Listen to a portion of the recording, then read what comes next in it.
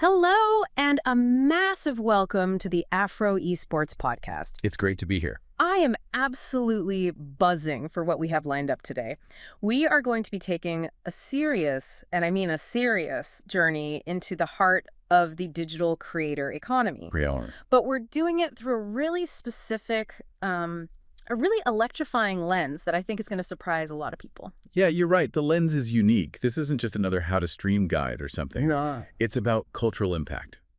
We're doing a deep dive into an article called The Speed Effect, 20 Lessons for the Next Generation of Gamers and Creators. It's written by Kwesi Hayford. And honestly, reading through it, it's less like a blog post and more like a manifesto for this whole digital age. It really does feel like a blueprint, and the catalyst for it all is someone that, well, if you've been on the internet in the last year, you've seen him. Oh, for sure. You might not understand him, you might be confused by the barking, but you have seen him. We are talking about IShowSpeed. Just 21 years old, a massive gamer and streamer. And he recently pulled off something that just feels almost impossible. He did an extraordinary 28-day tour across 20 African countries.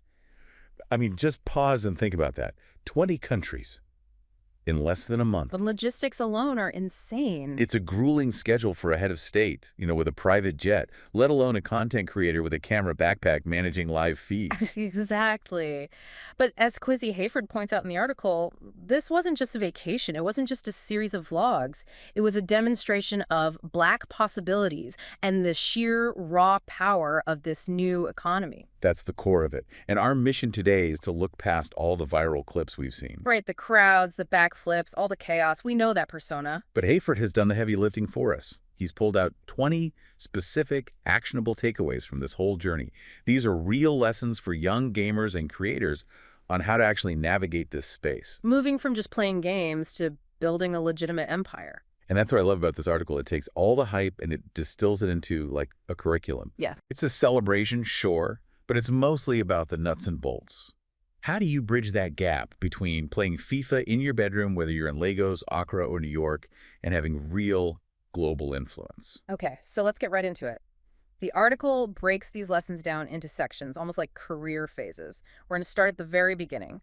Section 1 is all about the mindset of starting. The foundation. And you're going to love this first point because it validates everything you always say about hobbies. Kwesi starts with, gaming is the foundation. It is the fundamental building block. And Hayford makes a really crucial point here that I think gets overlooked by, parents, teachers, even the gamers themselves. He says every gamer is a content creator by default. Let's unpack that. What does that actually mean? Well, when you're gaming, you're not just passively watching a screen like a movie, you're interacting. You are constantly solving problems. Making split-second decisions. Exactly. You're understanding game mechanics, you're optimizing your loadout, and in multiplayer games, you're communicating with a team, you're coordinating strategy in real time, often across language barriers. So you're already learning the skills. You are. It's the most accessible entry point into the creator economy because you're already learning the language of digital interaction.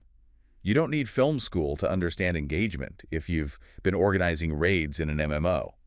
You already have the raw materials. That's such a confidence booster. It shifts the perspective from I'm wasting time to I'm training for something bigger. It does. But then comes the hard part, right? The gap between having the potential and actually using it.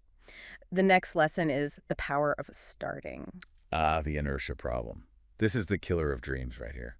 The advice is simple, but I think really brutal. Don't wait for the perfect moment. Turn your passion into a project today. So many people get stuck. They want the custom logo, the 4K camera, the perfect lighting. The perfect script. And by the time they have all that, the trend has moved on, or they've just lost that initial spark.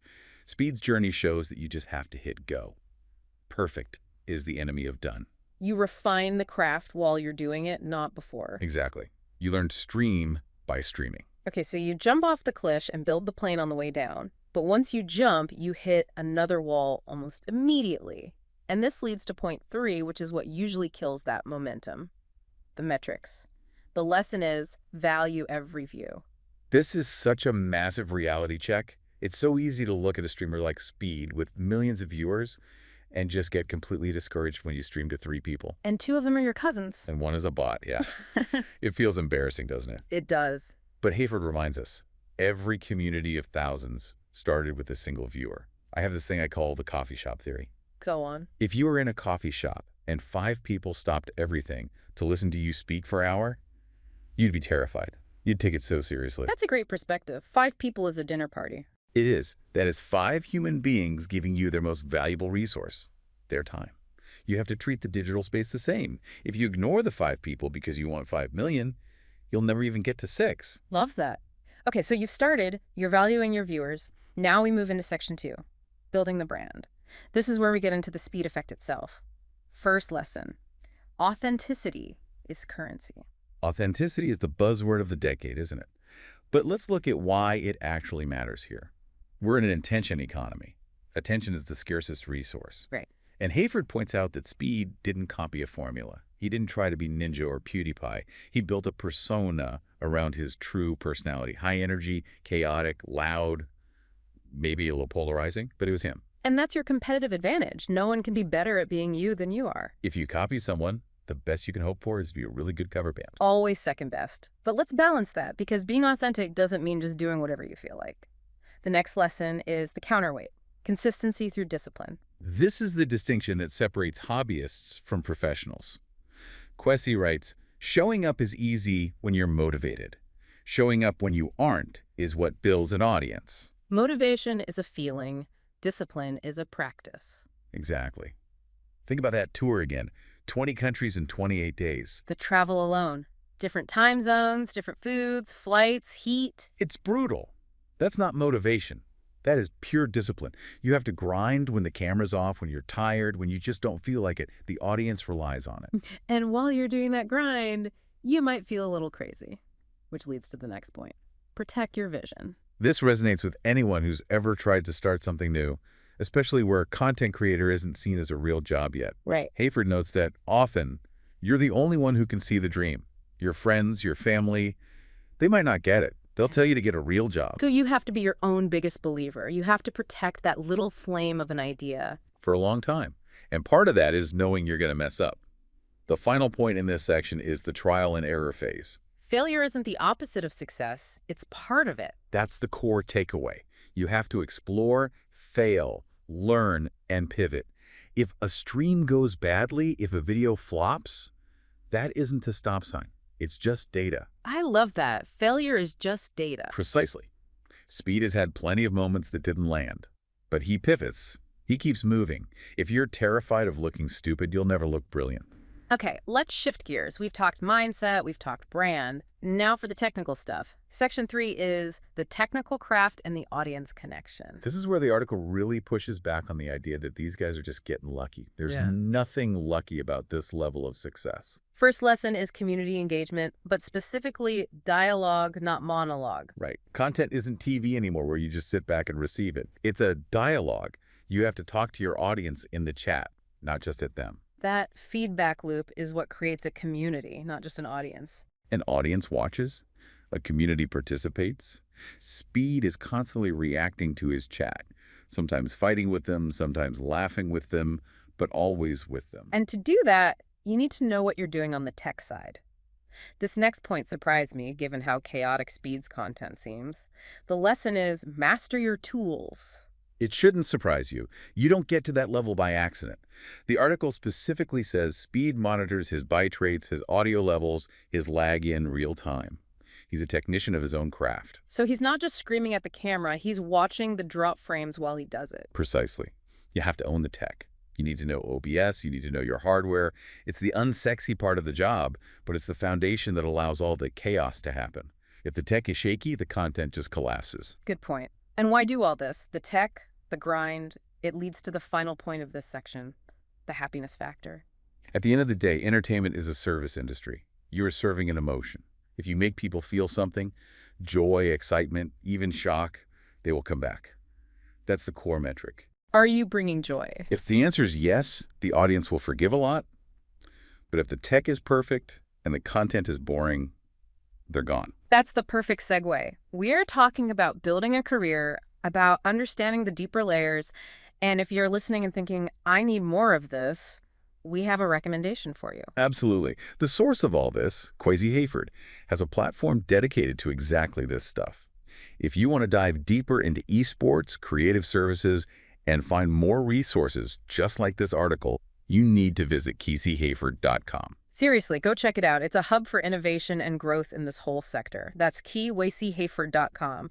Go there, bookmark it, see what more Vim actually looks like in practice. All right, let's get back to it. We're moving into section 4, growth, health, and responsibility. This is the maturity phase. You've started, you've built a brand, you know your tech. How do you sustain it without burning out? First lesson, strategic collaboration. There's an African proverb mentioned here that fits perfectly. If you want to go fast, go alone. If you want to go far, go together. Speed didn't just tour Africa in a bubble. He collaborated. He met with local creators, musicians, dancers. That expands your horizons and exposes you to new audiences. You can't scale by yourself forever. But as you scale, the stakes get higher. And this next point is one I think every young person online needs tattooed on their forehead. Character matters. This is the digital footprint warning.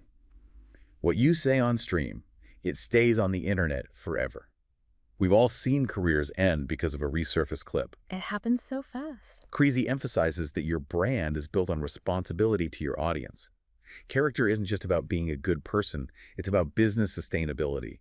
You are a liability to yourself if you don't have it. That is a heavy truth. And alongside that character comes the work ethic. We have 2 points here that go hand in hand, the extra mile and radical positivity. The extra mile is that competitive advantage again. Success lives in the effort others aren't willing to make. Streaming for that extra hour. Right. And radical positivity is the fuel. You have to affirm your goals. Cynicism is easy. It's cool to be cynical online. But cynicism doesn't build empires. Optimism does. But, and this is a huge but, you cannot run on fumes forever. I was so glad to see this next point in the article. Health is wealth. Me too. High-level creating requires stamina. It's a physical performance. If you watch Speed, he is sweating, running, jumping. He's athletic. The article advises avoiding substances that drain your energy and focusing on fitness. You can't maintain that energy level if you're treating your body like a dumpster. If your body crashes, the stream ends. It's that simple. It really is an endurance sport. Okay, we're in the home stretch now. Section 5, values, culture, and legacy. This is the big picture stuff. This is where we go from how to get famous to how to have a legacy. And it starts with build the believing team. This is different from collaboration. This is your internal circle editors, moderators, managers. You need people who share the vision. Speed has a team that facilitates the madness. He isn't holding the camera himself while doing a backflip. Exactly. And while you have that team, you can't get an ego. The next lesson is stay people-oriented. Kwesi noted something really interesting about who Speed spent his time with on the tour. Yes, he observed that Speed connected with the ordinary people first. He wasn't just hobnobbing with elites or staying in VIP sections. He was in the streets, the markets. He never lost touch. And that groundedness is magnetic. People support creators who feel like they're still one of them. And on this African tour, that connection required something else. Cultural respect. Vital for global expansion. Speed showed immense respect for African traditions. The article calls it the old ways. He participated in dances, wore local jerseys, tried the food. He proved you can be a modern disruptor while still being humble. It's a delicate balance. It shows that being edgy doesn't mean being disrespectful. That leads to integrity. Simple. Essential. Let your word be your bond. Deliver on your promises. In the creator economy, trust is your credit score. If you lose it, you don't just lose viewers, you lose your livelihood. And finally, the last lesson. I think this might be the most important one for mental health these days. Guard your privacy. It's a fascinating point to end on for a streamer known for being so open. We live in an era of oversharing. We think we have to show everything. What we eat, who we're dating. But Kwesi Hayford advises the opposite. Protect your private life. Protect your sexuality. The article says it prevents public disgrace and keeps the focus on your talent. You have to keep something for yourself. That is such wise advice. So, we've unpacked 20 incredible lessons. We've gone from starting out in a dead room to managing a global legacy and protecting your soul. It's a comprehensive roadmap. And the bottom line, as the article concludes, is that gaming is no longer just a hobby. We have to stop saying that. It is a starting point for a career without borders. The skills you learn in the lobby are transferable to the boardroom. The speed effect isn't just about one guy barking. It's about the speed in which this industry is changing the world. It's amazing. These lessons apply to Speed, sure, but they apply to you, the listener, whether you're streaming Fortnite or building a brand on TikTok. Exactly. It's about innovation in the digital space. The roadmap is there. The question is, do you have the discipline and the courage to start? And on that note, we have to sign off with the author's own signature phrase. It's a call to energy, to action. Kwesi Hayford signs off with, more vim. More vim indeed.